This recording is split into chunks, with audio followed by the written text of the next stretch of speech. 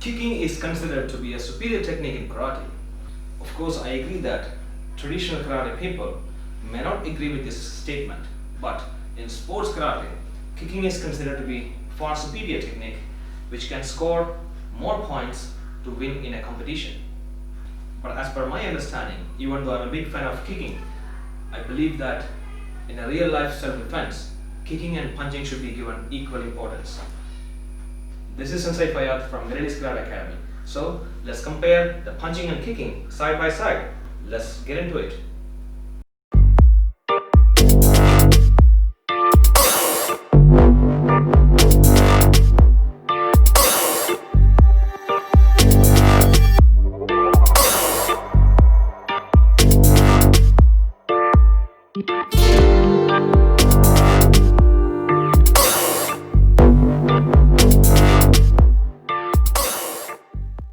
In a real life self-defense situation, if you get a chance to punch or kick your opponent, which one would be your choice? This is a tricky question and that cannot be answered without considering a lot of factors.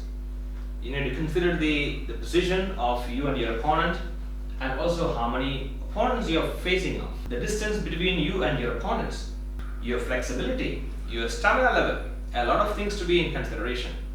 I would like to give you a few points, pros and cons of both punching and kicking, but ultimately, at the end, both of them should be given equal importance as per my humble opinion.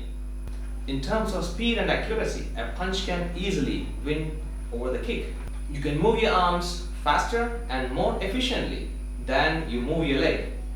What in terms of power? This is the area a kick shines over the punch. Since you are using your larger and stronger muscles, it is obvious that a kick can be much stronger than a punch. Which one is more energy efficient? Yes, you're right. A punch can easily win in this segment. You will spend a lot less energy when you punch, as your arms are smaller and easier to move. More energy efficiency means you can be in the fight longer time without losing your breath. When it comes to the range, of course, your leg is a winner. It can cover more distance than a punch. You can strike your opponent from a distance where your arms cannot reach.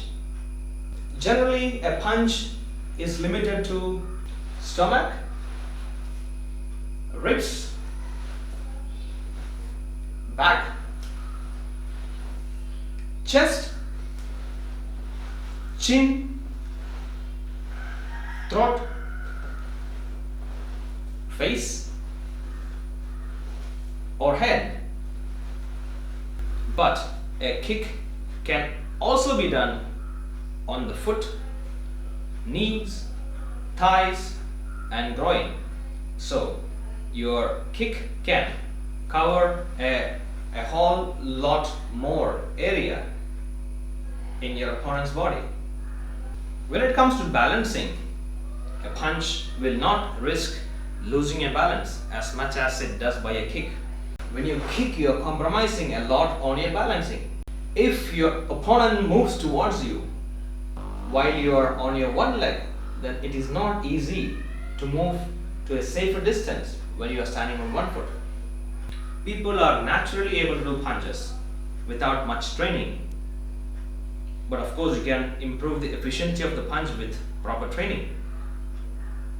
But to do a kick properly, you need to have good training. But of course, a simple front kick, it doesn't require much of training, because you always move your legs in this position. When you walk, when you jump, when you step, when you climb on something, you always have a natural movement of forward and backward. Hence, the muscles that you require to do a front kick will be naturally flexible for most of the people. So for a common man, doing just a front kick will be easy. But if you want to do more lethal kicks, like a Maoshigiri, or a Ushirogiri, or a Ura Maoshigiri, or a Hizagiri, you need to have proper training.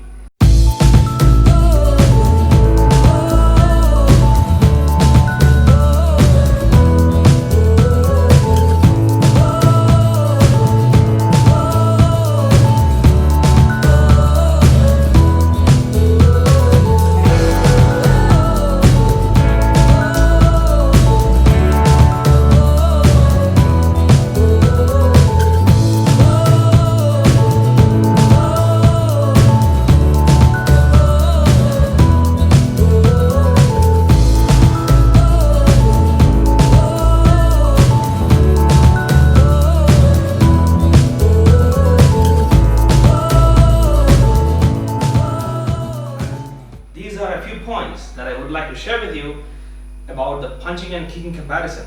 If you have more information about the comparison, or if I missed something, please feel free to add in the comments below. Whether you're a person who likes kicking more than punching or punching more than kicking, doesn't matter. What matters is whether you can do your favorite technique in the most efficient way.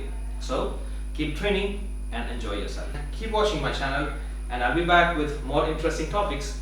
Thank you so much. Signing off. Sensei Fayad. Boss.